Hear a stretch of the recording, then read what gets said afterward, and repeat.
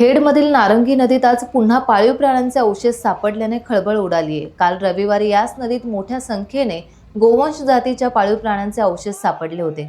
त्यावेळी स्थानिक हिंदुत्ववादी संघटनांनी संताप व्यक्त करत आंदोलनाचा इशारा दिला होता।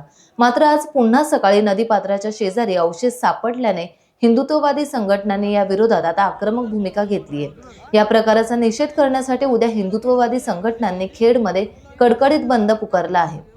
खेड पोलीस घटनास्थळी दाखल झाले असून संतप्त शिवसैनिकांनी घोषणा देत या घटनेचा निषेध केलाय।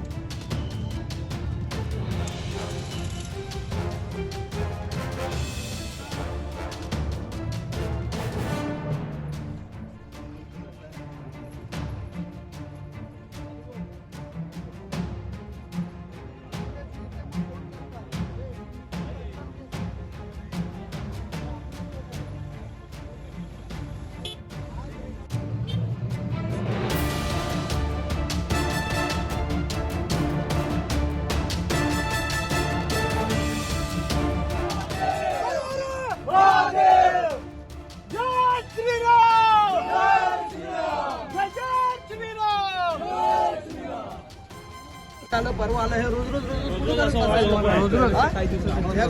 होऊ द्या, तुम्हाला त्रास नाही। ही मुलांनी उद्या हे झालं तर काय करणार सगळे हो? कोण त्यांना शांत करणार? टाइम्स डिजिटलला लाईक करा, सबस्क्राईब करा, शेअर करा आणि बेल आयकॉन दाबायला विसरू नका। पाहत रहा टाइम्स डिजिटल।